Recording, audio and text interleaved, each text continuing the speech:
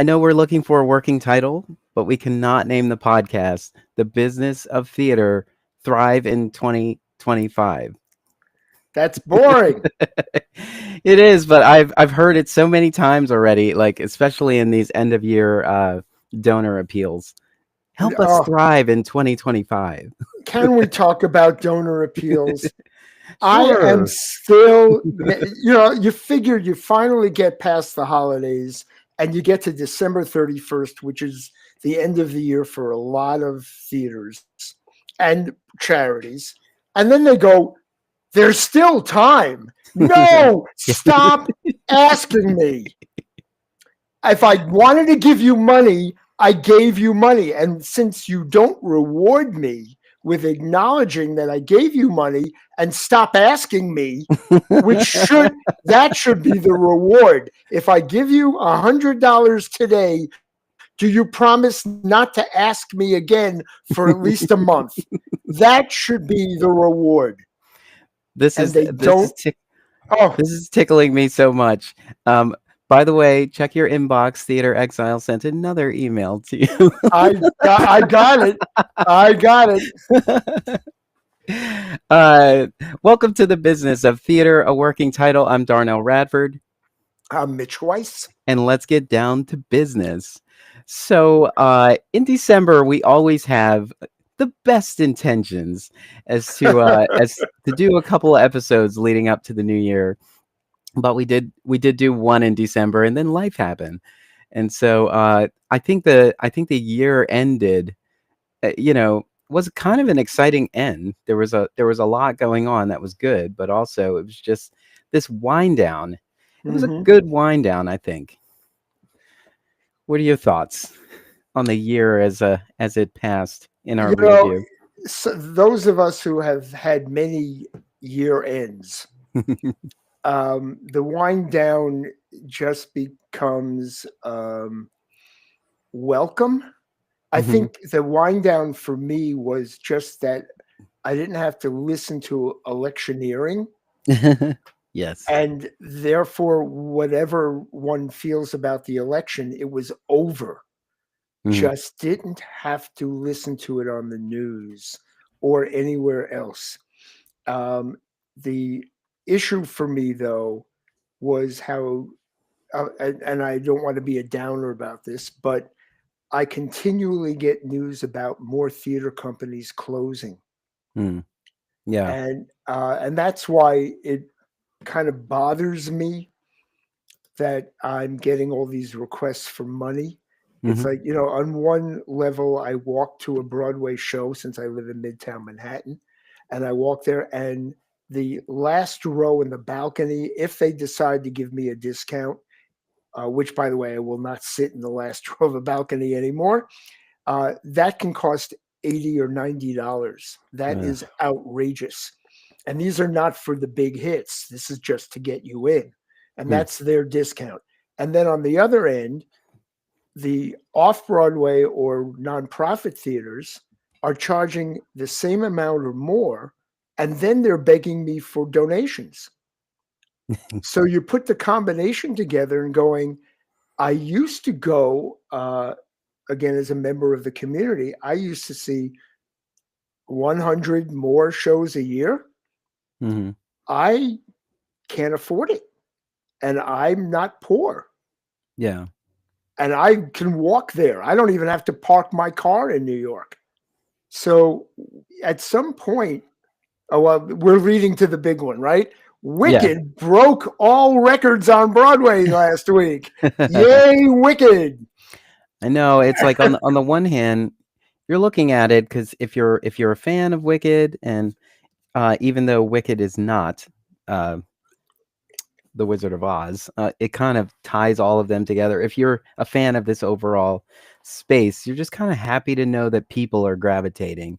But at the same time, when it comes to Broadway, it does feel like a cash grab. Like I remember when Hamilton claimed that their dynamic pricing was to kind of deter scalpers. And so since you'll buy a ticket for $1,000 from a scalper, why not just buy it from us? Oh, what a great idea, Hamilton. That's a great idea. to Hmm. to have $1,000 tickets. You know this show isn't going anywhere. You could lower the price and definitely shore up shore up salaries for your company for And time and and time. by the way, just to be clear, and we don't want to discount the fact that we like when there's a healthy theater community Absolutely. anywhere, Yeah. right? But here's the trick. None of that $5 million that Wicked made it during the Christmas week, which is the big week of the year, none of that is going to the cast or the crew or the Mhm. musicians or the box office people or the ushers. And bless the investors. We want them to invest more, but uh, there's no trickle down. Oh, I made a gazillion amount of money on Wicked. Now I want to invest in this smaller show somewhere else. That doesn't happen. You Yeah. know, it should encourage more investors to try Broadway, but it doesn't seem to have that effect. And the money isn't necessarily shared with the community. Individuals give to our charities, Broadway Cares and Equity Fights AIDS, and all these wonderful organizations, but it's not a direct connection to how much a show makes on Broadway, Yeah. right? And by the way, Lion King came in second last week with over $4 million. And just as a comparison, when Hamilton was at its peak, it just hit $3 million in a week. Hmm. That was at its peak when it was charging $1,000 or more dollars per ticket. So imagine how much Wicked must have charged to make 5 million in 1 week. Yeah. Right? Same number of seats. They don't have any more seats to sell. Mhm. And it's a large theater. Go to Yeah, the Museum of Broadway, you can see its you can see its scale model. that's right. It's a newer All those theater. seats. It's a newer Yeah. theater. There are also secret seats, and that's interesting. I wonder, I need to check on that whether they opened them up. Wicked has never used all the seats in their theater. Hmm. They built a wall in the back of the orchestra because they felt it was so expansive that people couldn't see the stage. Ah. So they decided to, it's still a large theater, but they actually cut off about 200 seats in the back of the theater. This is a little known fact I am sharing with you now. But I wonder if they pulled down the wall just to make some more money. I'm going to have to check. I know. They're Anyway, like, "We've been in here for." Do 20 they own years. the 20, Gershwin yet? yeah. Has a well, I guess it would make sense to do that. But has a production ever been so successful that it attempted to buy the facility that they were in?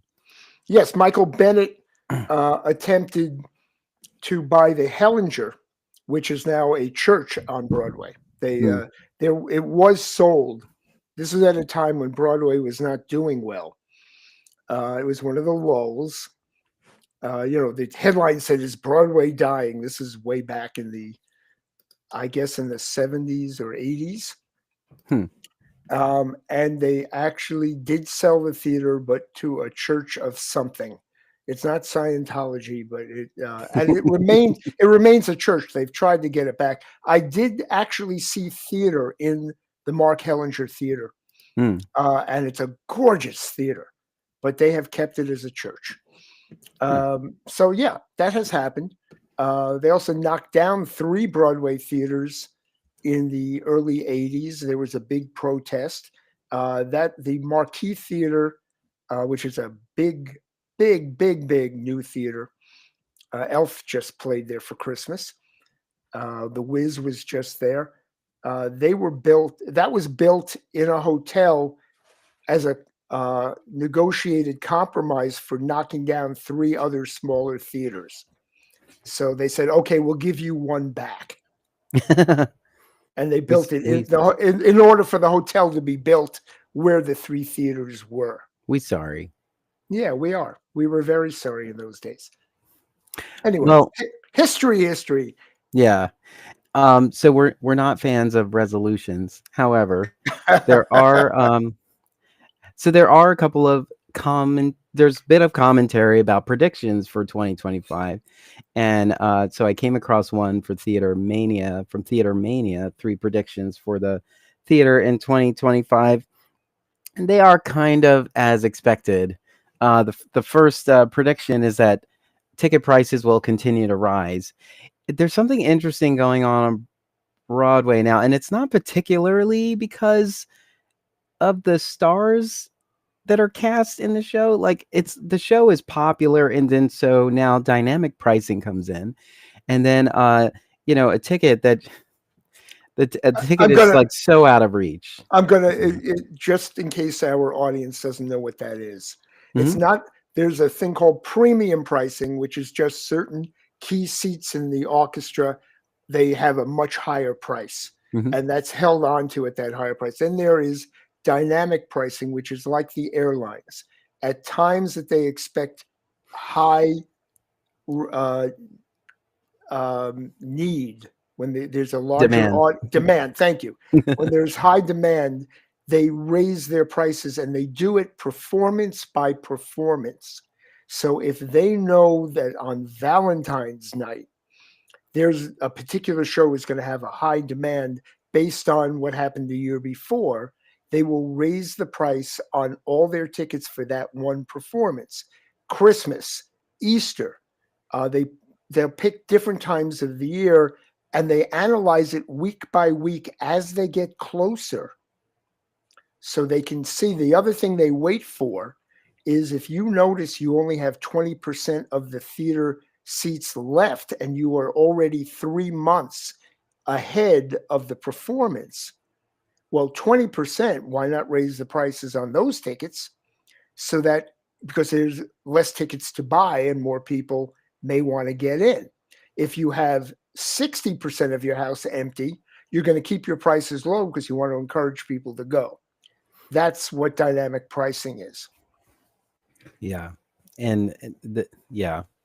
And so because of, this all came about because of Wicked's successful week, and the average ticket cost at the Gershwin that week was $290.61 Wow. Wow. per ticket.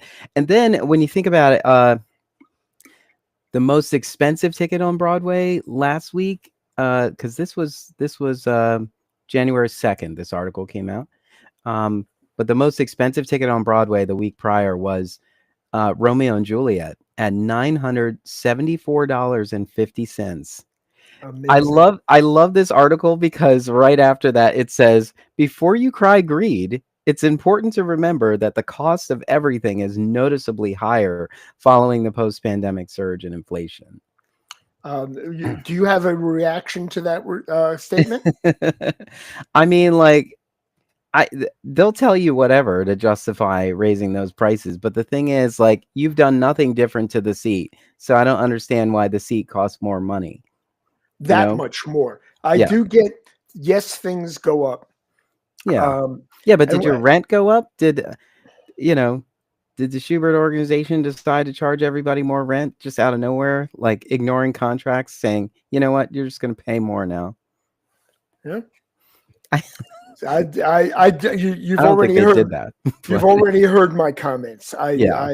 I don't want to get crude. Well, the I, thing is, so, like, for anybody who's like, that's outrageous, that's ridiculous. Like, the thing about Broadway, for example, is, yes, there are diehard fans, but most people are not.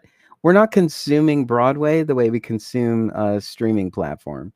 So this cost is justified to everyone who buys a ticket. Like, when you think about those those really popular concerts like Taylor Swift and Beyonce concerts, those people are like, we have to be here. So I'm going to Mhm. pay $300 for that ticket because this is an experience that is going to be worth it to me. And so this is what's happening. The demand is high, and this experience is worth it to the people who bought these tickets. And so, I was saying, I was talking like last year about how every time I go to New York, I'm well aware that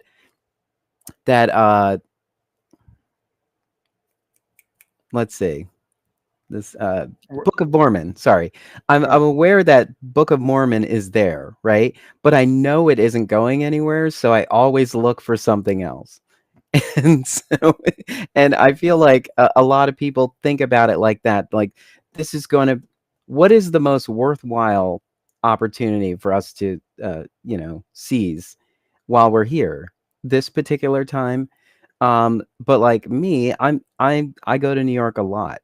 So I will wait until there's some sort of offer to take advantage of some of these shows, or I'll just wait for it to tour. Well, and the other perspective, and you're right to mention that there is a perspective. Hmm. There are people who will buy a $75,000 car rather than a $22,000 car, Hmm. and yet they're driving to and from work the same way as a $22,000 car person is driving to work. So, what is it that makes for me, yes, there are times to spend a premium and there are Hmm. things that are important to me. It's always a question of degree.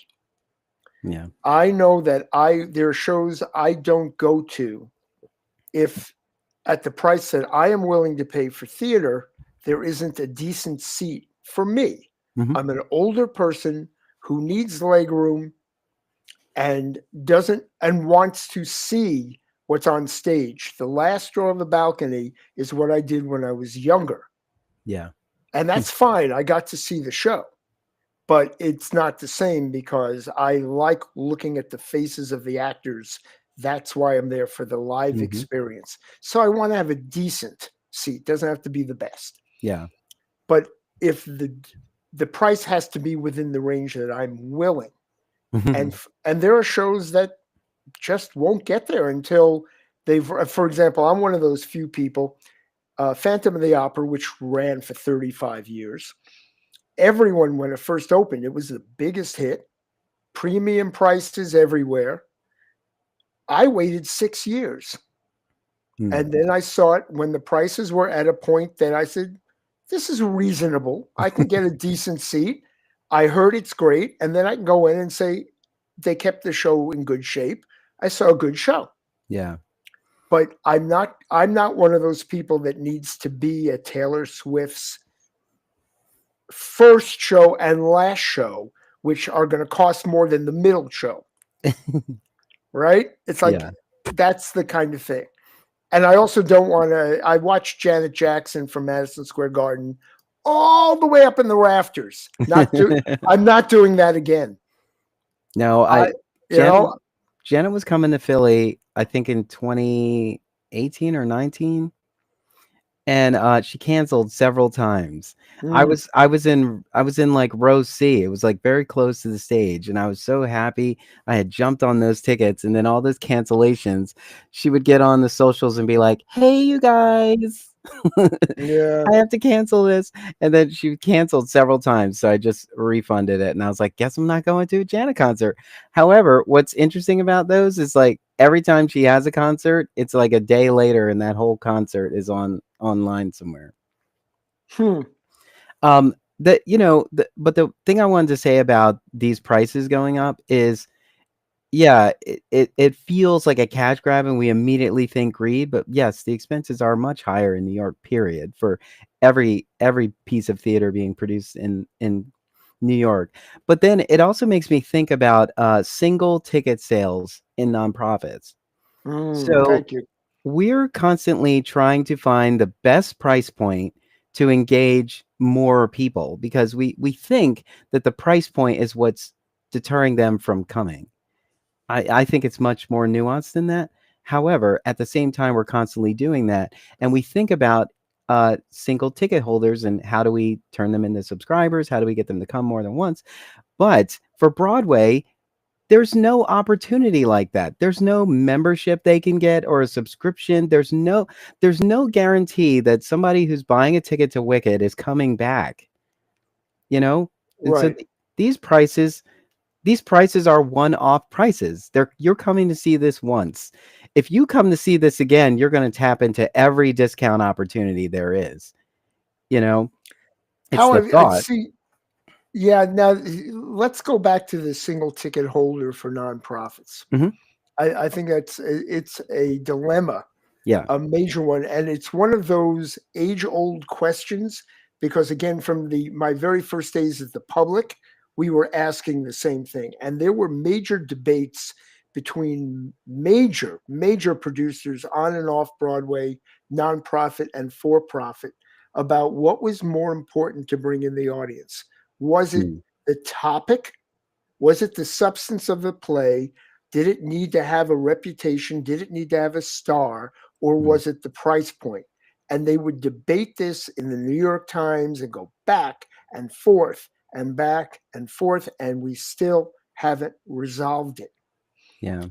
And part of the issue for nonprofits, it seems to me, is how do you build up a level of trust that matches people's schedules? I mean, one of Mm. the things that changed over the decades, it used to be you bought a ticket for a nonprofit on a subscription and you didn't get to change it. If you couldn't go, you gave it to somebody else. Yeah. Now it's call us up, we'll move you anywhere. I Just know. Before which there is was so many tiers of the subscription where, oh, you want to make a change? That's going to be a restocking fee and yeah, blah yeah, blah blah, and like those were benefits of being a subscriber. But now with flex tickets, with flex passes, what is the point of being a subscriber? These that's tickets are right. flexible and sure you'll save some money, but I'll have complete uh reign over my own schedule if I don't buy into a flex pass and just decide when I want to go to buy a ticket. Also, if you're only going to one of the shows, you don't need to pay the subscription fee to do that. These are the questions that constantly run in my mind. I'm just like, why if people are only looking at what we're producing, they're not really looking at anything else we do as an organization. It's hard for me to see why subscribing to us makes sense if you're not engaged with the rest of what we have to offer as a company, even though the subscription is very tied to the season. Yeah. Well, you've asked all the right questions, Yeah. and I happen to agree with you that there is, as somebody who never knows if I'm working during a particular month, therefore I can't go to any show. Why would I have a subscription? Hmm. So I've almost never had a subscription. I'd always take the chance to go on an individual ticket. However, and the other part which has started about a decade ago to annoy me to no end. As you may have noticed in the new year, I'm annoyed.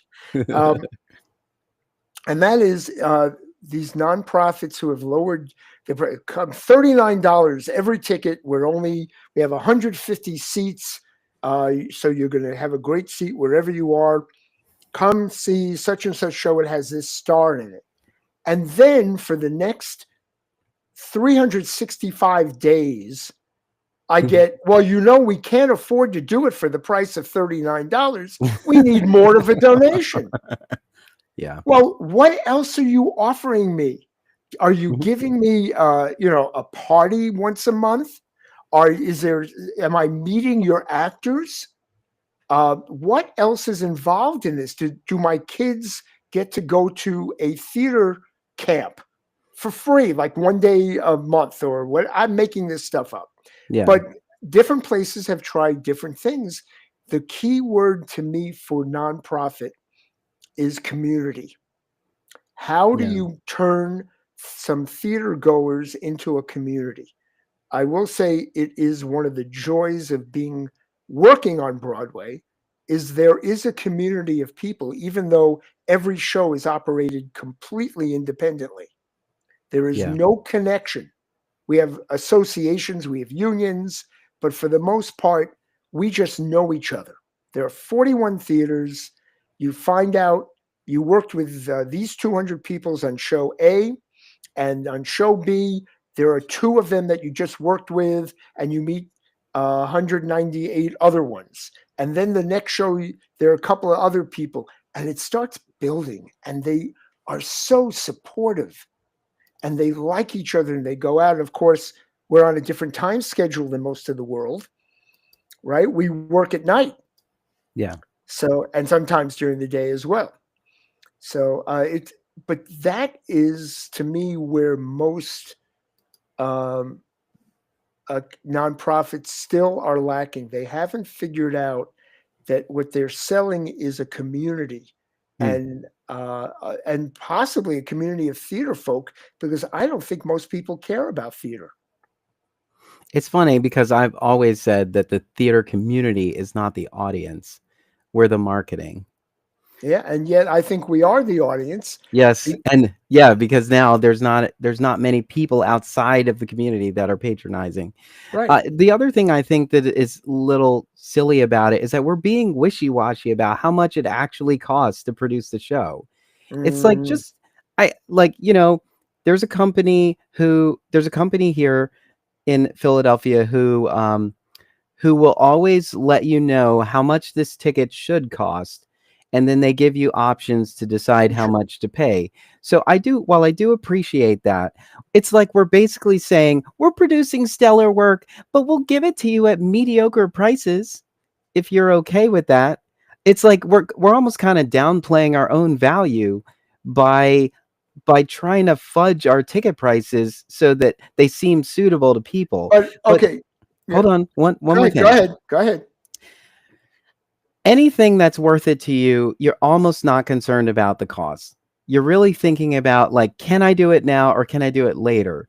For example, if you decide you want to buy into, like, my partner is a vocal coach, right? He has a 4-part package to help you find your voice. That price, it almost doesn't matter what that price is if the prospective customer sees the value in it. They're going to then decide if it's something they want now or something they have to ask grandma for or something it's a gift or something. Like, once they realize that the value to them, it's about, like, how do I do it? If I do it now, I can't do something else later. Or maybe like for me, if I want to go see a Broadway show and the prices are high, I'm going to look a few months out. I'm also going to plan, my transportation in advance. All of that allows me a bunch of savings because I'm not reacting to there's tickets available tomorrow versus tickets available later, which is a problem for nonprofits because And the run is always limited. right, that's a big deal. Yeah. That's a really important point. By the way, and I need to say this because I maybe our audience is thinking this also. Here we are talking for the first half hour of our podcast about money, and we are in the business of theater. Mhm. And we talk about pricing and making $5 million in a week. Did they really? Is that greed, or is that just what they need to do? And you know what? Most of the theater going audience could give a flying, because my cousins could care less. Is it a show that they either want to see or that they heard they ought to see? Mhm. And once they walk out, did it entertain them and change their life in the right way or Yeah. sufficiently? Then whatever it cost, they're not questioning whether it was greed. They're not questioning whether it was too little or too much. So all of our decisions, we're talking inner works, are irrelevant if you don't have a great show. Mhm. If you end up with Hamilton at the Public Theater, which is a nonprofit, it sells out in 5 minutes at whatever price you give it, Mhm. right? If you have a show that I heard it's okay, that won't sell out. So even if you make it $10, it's still not going to sell out. Yeah. These concerts too, Madonna's coming to town, Beyonce, Taylor Swift, as soon as somebody hears that, they just go, there goes rent. Like, there's comments online where they're Yeah. just like, I'm about to sacrifice something because I have to be in the room where it happens. Mm-hmm. And so there's an urgency to that because of its limitation. It's only running one night, or maybe it's popular enough to have two nights, but yeah. And even that is pushed out so far in advance before you even know, like, Janet Jackson is very theatrical on stage. There's always, like, a running theme throughout the whole whole bit, but you don't know any of that before you get there. And Right. so you're not sure. There's no information. You just know songs that you love will probably be played. And so, but you buy that ticket anyway without expectation. And then in the theater, we're very wishy-washy about the information about the show. We don't want to tell you everything. We want to give you a description, and we definitely want to gloat about what the New York Times says about this piece, even though it has nothing to do with our production at all. Not how we're going to do it. Um, and then we get sort of hung up on those things, but we're also not giving any information. And Mhm. so it's like there are theater goers that'll just say, okay, they've got a show coming up. Let me see if I can fit it into my schedule. But then you have other people that are like, I don't know. This is like the 13th show I saw announced today. What is setting this show apart from the other show that I saw? And if I'd have just clicked in there and bought a ticket, I would have missed yours. And which one which one is a must see?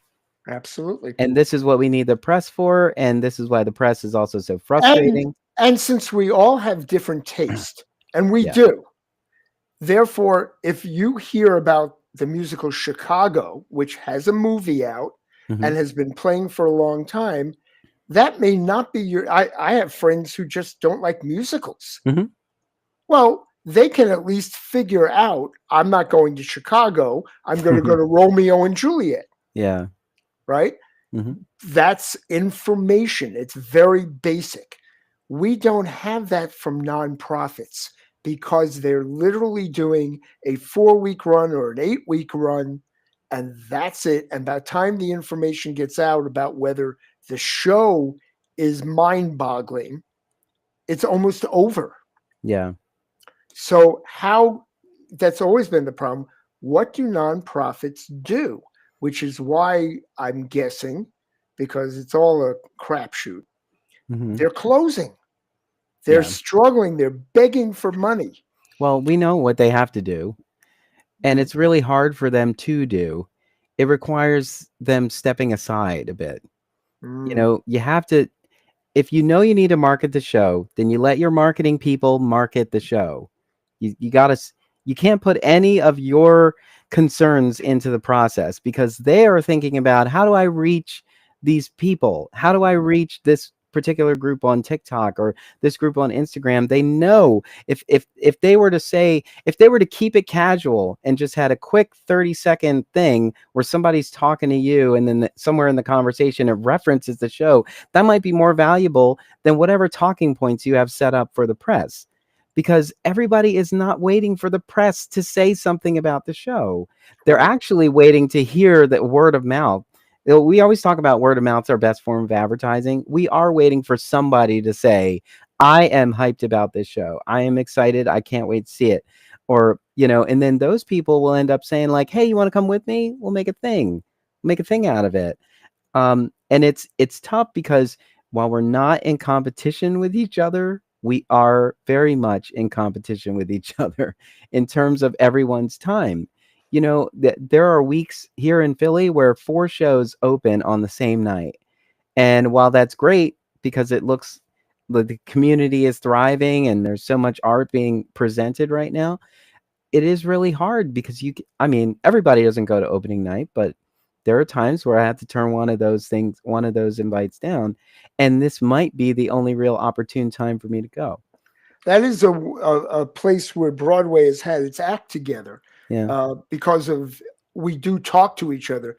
Mm. There is a requirement that you must check in and receive the okay for your official opening night. Hmm. There cannot be 2 shows on Broadway opening at the same time. And that was in deference to the major critics Yeah. saying they can't do it. And especially as you get closer to Tony season and all of these shows start to open, Hmm. there becomes traffic jam. Yeah. So you'll notice there are never 2 Broadway shows opening on the same night, and that is on purpose, and it's done with everyone's cooperation.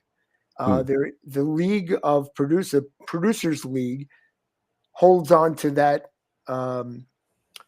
calendar, and Yeah. the press agents have to apply. We have a show coming in March. We want X, the producers say we want 4 weeks of previews or whatever they say. They then apply for the night they want, which day of the week, the Oh. whole bit, and they're told whether, and it's on a first come, first served basis. Hmm. So, there's no prejudice there. And they get their date, and that's it. I think this right now is an argument for more robust art service organizations, Mm-hmm. because they are the organization that can rally us together and create a system like that. Like you can't have one theater company leading the way on, like, hey, I'm creating a theater calendar. So like every theater knows what's going on. It has to be a sort of neutral party who is in it for all of us to create something, so that way we could see that. Like I would love that. That would be a great thing. That's like, okay, sometime in the spring or something is the time where you can list all of your dates for the coming year. This would also maybe push a lot of theater companies to make a decision sooner rather than later, because they're trying to get on this calendar before it gets bogged down. And it helps the audience to, once they get a feeling that this is a regular part of their lives. Yeah. I mean, part of when you get a television series that starts, other than streaming, if we're talking about a series, you say, oh, it's on every Thursday night at 9. Mm-hmm. You get to schedule it in your head, even if you miss one, Yeah. you do schedule it. If you don't know if every new show coming up starts on different dates and has different parameters and stuff, it's like, well, if I'm free and when we get there and if I hear it's good, maybe I'll make some time for it. There's no community. Yeah. And I will say, from just visiting Philly with you, it felt like there's a community there. You just may need more Yeah. communication amongst the Well, community. it's that we're not really talking about the fact that the community, like we did talk about the community was hit hard because of the pandemic. Like a lot of people were struggling. We had to find resources to keep everybody afloat and so on. But we're not talking about how that mindset, that culture, that the community, that the community fueled is it's like burning embers. It's not it's not a full-on fire anymore. It's like people aren't breaking for it like they were before, because once the car slows down enough for you to realize there's other things I should have always been focused on, you start to realize perhaps this is an opportunity for me to put those back on the board as things that are important. And then you're going to get to, okay, so now we're really dependent on our mailing list and the people we truly call our patrons, because there was a time when there was an abundance of art being produced that it just felt good to like try to get as much of it in as you can. Right. And Absolutely. the price points were a little bit better. You had opportunities, but now everybody needs. They're still trying to come out from under, all the losses of the pandemic, which arguably have nothing to do with this season and nothing to do with the patrons coming in. But all the patrons who are going to shows now are paying for all the losses that all these companies have had over the years. Yeah. And we're, because of the pandemic, and it is still with us, there's more to watch free on TV and streaming. Mhm. Right. And they're first starting to go into the theaters. Right. We did have Wicked and we had Gladiator 2. That was Yeah. a big weekend. We had Barbie and Oppenheimer. Yeah. So we have a couple of very big weekends and a couple, some other blockbusters. But most of the movies that won awards last night at the Golden Globes, that'll give everyone listening a little perspective of the date that we're talking. They have a very limited audience as well. A Yeah. lot of them will not make it past some art houses. They won't get worldwide distribution, right? There are Yeah. blockbusters and then there are movies which are art. In theater, we aim for both at the same time, right? Nothing against Wicked, certainly nothing against Hamilton, which was a revolutionary thing, as was a chorus line. When that happened, that was revolutionary at the time. That's what allowed Michael Bennett, the creator of a chorus line, to be able to say, I want to buy a Broadway theater. Yeah. He had the money, right? But that never happened. He did go on to do Dreamgirls. We're not upset with him. You know, he kept working, which we haven't. You know, would have been nice to have more from him. Yeah. Rest in peace, Michael. But we're stuck with success being defined in financial terms. You and I are doing it on this podcast, right? And I look at, and I'm thrilled to say that I've seen many classics which are not being done. I don't know how many Tennessee Williams plays anyone younger than me has seen. To see Long Day's Journey Tonight, which went on forever, it's long, but to see Colleen Dewhurst, and forgive me if I'm wrong, but I'm pretty sure she was in the version I saw. It just tells you, my God, when you get a great writer, they can just blow you away. And there are times where they're just okay revivals, and we need to know the difference. But sometimes, I mean, there's a musical almost no one saw, Passing Strange, which Coleman Domingo got his start in that, by the way, and won a Tony. I think he won the Tony for that as a supporting actor. And look where he's gotten to now. That musical not only blew me away, but I brought friends in who, from the age of 15 all the way up to 85, of all different ethnicities, and every one of them wanted to buy a ticket and come back and see it again. And yet the show couldn't get an audience. I'm going to blame that on marketing. It was just, they didn't know how to tell the audience that didn't know what it was about. And I think that was the fault of producers and the ad agencies. Notwithstanding, I think if you get the chance, Spike Lee came in and made a film of the show. If you get the chance to see that, see it. It's a magnificent, fun musical. Anyway, I don't mean to go there that way, but there's things that just change our lives. And that's what I wish you and I could be talking about instead of, I can't afford to go see them. Yeah. Well, what's interesting about that, Passing Strange, Passing Strange is like an odd production, but once you experience it, you're like, wow, how powerful this is. And so the second prediction that Theater Mania had was that plays and musicals will get weirder and funnier.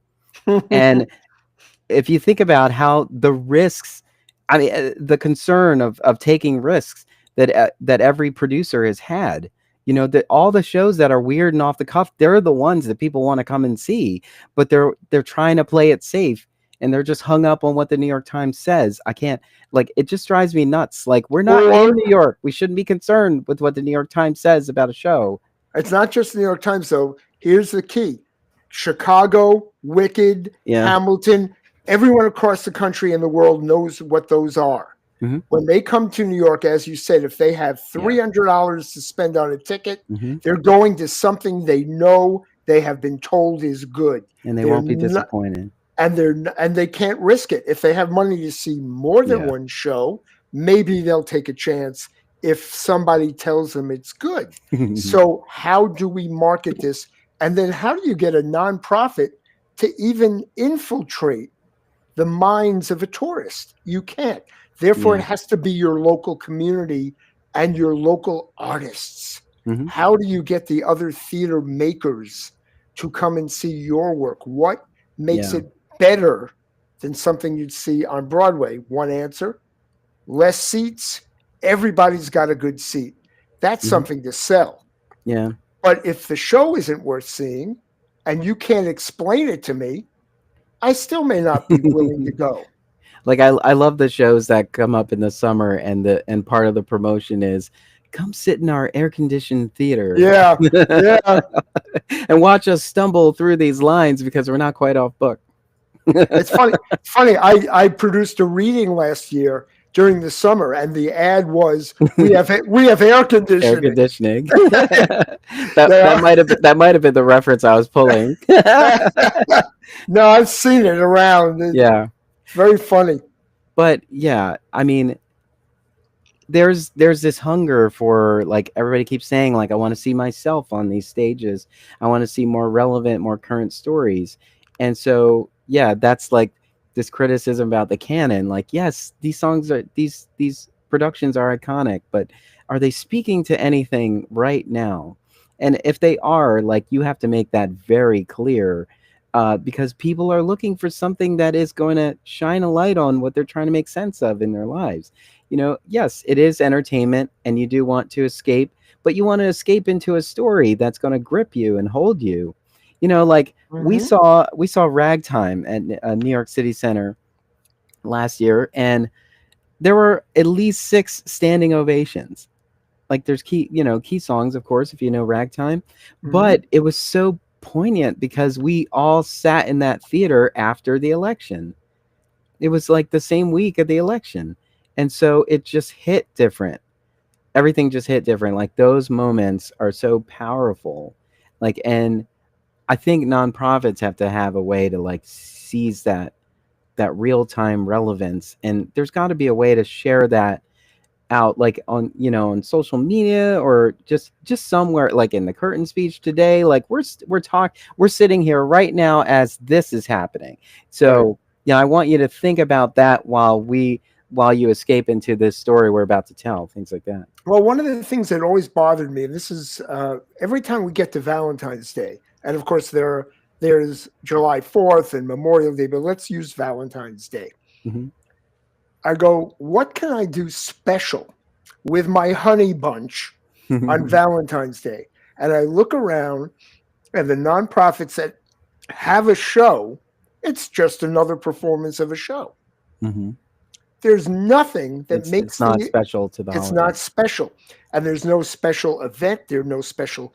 Have a cabaret. Make it a love songs at night with so and so. We're gonna have champagne with it, or we're just gonna have dessert, or we're gonna have a whole meal. It's a Whatever two you're for gonna. one, and we're going to acknowledge your sweetheart, before the show Right. starts. There are ways for nonprofits to do what Broadway can't. They shouldn't be in competition Yeah, yeah. because you can't. But Right.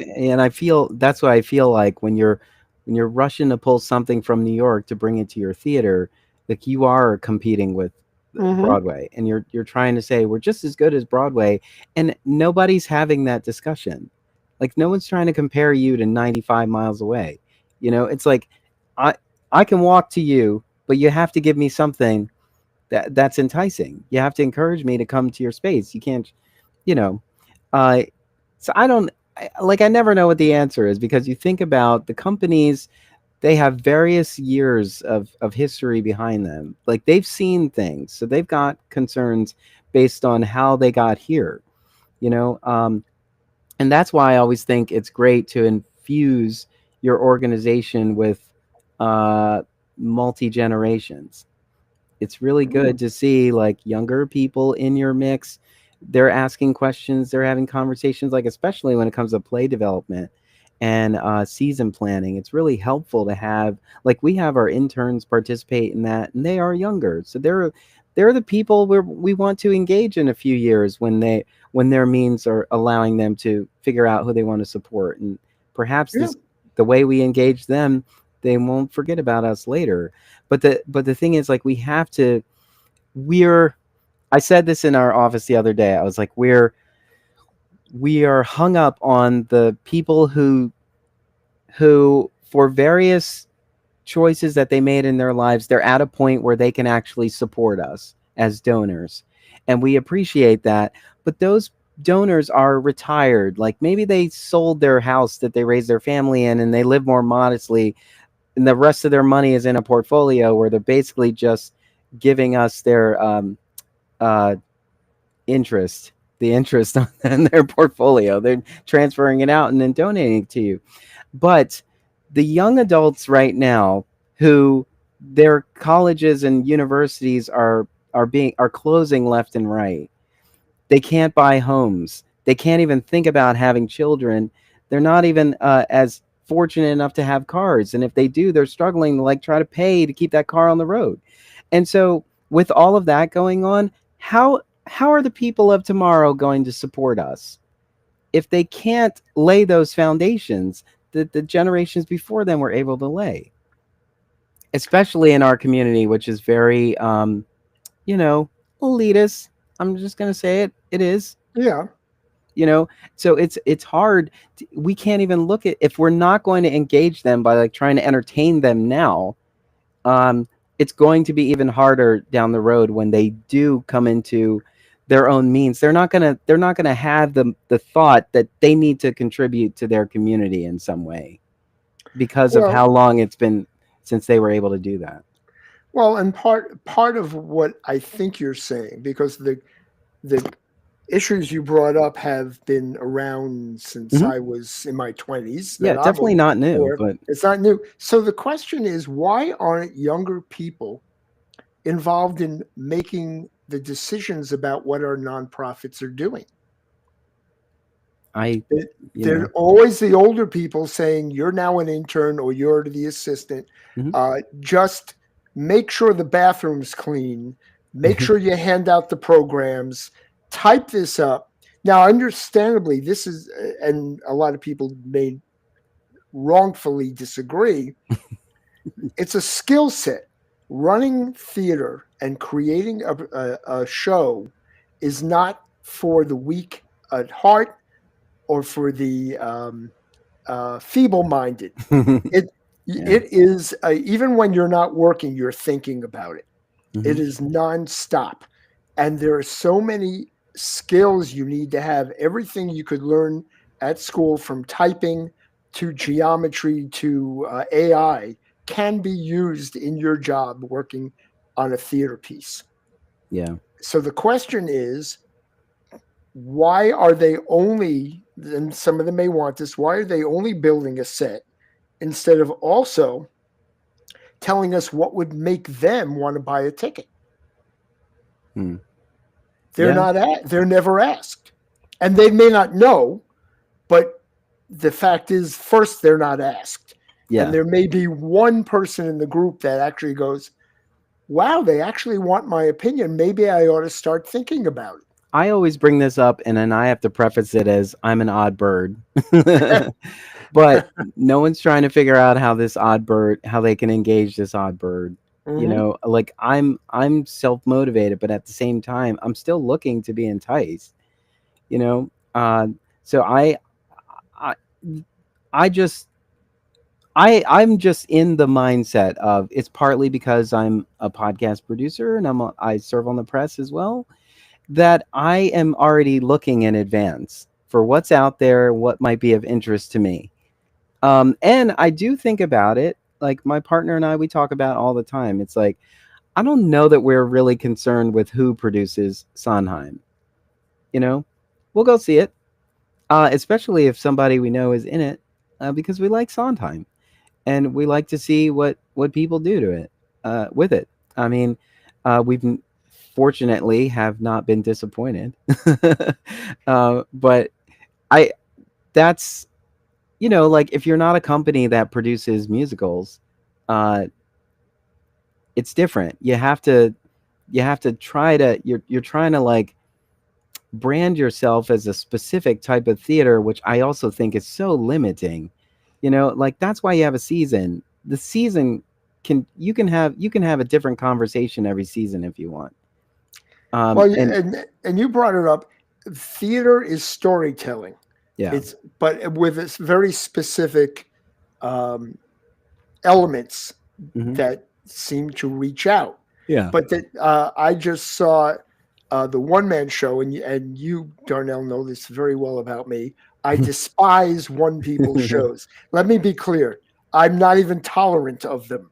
And that doesn't mean I haven't seen some I really was gonna send you an invite to I my 4-part one-person show series. that's right. And you know what? The only ones I've ever gone to have been my close friends, Yeah. and some of them have been wonderful, but they're not theater, in my opinion. Go ahead, write whatever. Tell me to screw myself. I don't care. Plus, there's been a lot of independent films who will show you how terrible a one-person show is, or like Yeah. my friend told me to come to this thing, and then the audience looks so bored while they're doing something on stage. That I feel like that trope has But here, not made it easy. right. But bottom line is storytelling, which Yeah. is why I did see online Just for Us, the one man show by Alex Edelman Hmm. that was on Broadway last year, which I did not go to see on Broadway because it's a one man show, Yeah. even though it had phenomenal reviews. And I will say that watching it on the tube made it very bearable for me. Hmm. Um, it was a wonderfully written story. Yeah. I recommend it. I was shocked at how good it was, how funny it was, and how poignant it was. I give him kudos left and right. I still would not have bought a ticket, but the story was great. And the bottom line is artistic directors, producers, what story are you telling me? We certainly know what the story to Hamilton is. We know what the story to Wicked is. What is your story? And yes, it's possible to do a bad production of it, and it may not be your best. But if you're creating a season, I need you to tell me that you are going to tell me a story that is going to affect my life. Hmm. And you can fail. I've been to plenty of shows that I give them kudos for attempts, Yeah. right? And I just saw one at the Brooklyn Academy of Music that it was a musical. So many parts of it, I'm not going to name it, um, were wonderful. It failed, but was it worth trying? Absolutely, right? I Yeah. hope they will do it again with a new script and fix it, but it didn't work. And as always in New York, the cast was spectacular. You know that we never have to worry about that. Yeah. Um, so that's my thing. But whether it's Broadway or whatever, we have a new show on Broadway, and I'm having very mixed feelings about it. Maybe Happy Ending, Hmm. um, starring from Glee, Is that the Darren Chris? Darren Chris. Yeah. Um, so when it first opened, the Schuberts put it in a theater that tells you they don't have any faith in it. Producers don't know that they actually are given theaters by what the Schubert organization or the Nederlanders or ATG believe are the shows that will make the money. Yeah. This was put somewhere, so I went, okay, nothing I need to see. Let's wait for the reviews. And it seems to be clicking. It is one of those odd shows about robots in love. Yeah. And that by you explain it that way, it turns me off. But I have friends who have seen it who just really adored it. The problem is that a good, and I'm making up this percentage, a good 30% of the seats in the theater are obstructed views. The set was designed not to work with the entire width of the theater. And I was told that by friends. They do not advertise it. And when I walked up to the box office and asked them, where are I want to make sure I don't get obstructed views, they hedged the answer. I was really disappointed because usually a box office person is very upfront. And he actually had the nerve to say, well, it depends which night you're going. And I said, no, it doesn't. Are the seats in row F all the way to the left obstructed view or not? Well, it depends which night you go. How could that be? He said, well, give me a particular night, I'll let you know. I said, well, how much, if I stay in the center orchestra, how much are those? And when he said it was more than $300, and this is not a hit show, I went, well, okay, what about upstairs? Well, they're 195 for upstairs in the Mm. balcony for a show that's not a massive hit. No. I said, okay, thank you. So I didn't get my question answered. And I was very turned off by what I'm sure the box office person was instructed to say, right? Yeah. And I guess maybe one day I'll go see the from an obstructed view, and just to keep the price down. I don't know. Maybe that's what they're hoping for. But it's a shame because it's getting traction. Yeah. There are a lot of people that are saying very good things about it. I wish them a lot of luck. Mhm. But they could have had me in the audience, and just by not being honest, they lost me. They could have had the Weiss bump, but There you go. see, there you go. I Don't just gave him complain. I gave him a bump, didn't I? Yeah, we put the link in the show notes. Go buy tickets for that. So before we wrap up today, there was 3 predictions in that article, and the third, and we've kind of talked the whole conversation returned to it all the time. But the third was that Wicked Mania will persist in 2026. And so there was such hype that we already knew it was coming, and then we found out it was going to be a 2-parter. We were shocked but still excited. And then it opened and everybody, rushed to the theater to see it and was so joyful. And before it even started, there was already conversations about it was going to be annoying because everybody's going to be singing and so on. And then the studio did some sing-along versions around Christmas, and I don't know how they did for everybody, but I know when I went to see it, no one was singing, everybody was enjoying. But it is kind of interesting that the film is so impactful. It's so beautiful. The music is wonderful. The choreography is stellar. It's just every time you watch a scene, you pick up on something else. Like Cynthia and Ariana are just wonderful partners in this, working together. This entire ensemble did such a great job. And it totally looking forward to the second part, but it's interesting if you haven't seen it, the longer you wait, the less time you'll have to wait for the second part.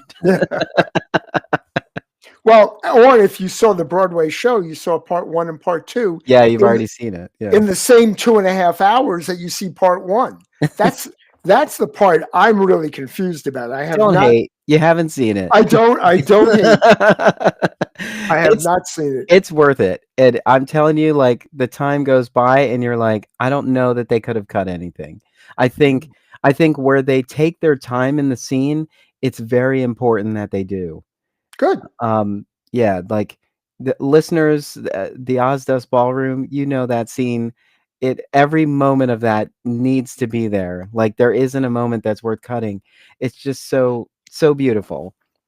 But yes, and then I think what's also great about this is why it's not a problem that the second part is in a year. First of all, it was like what is it, 10 or 11 years that we watched all the Harry Potter films.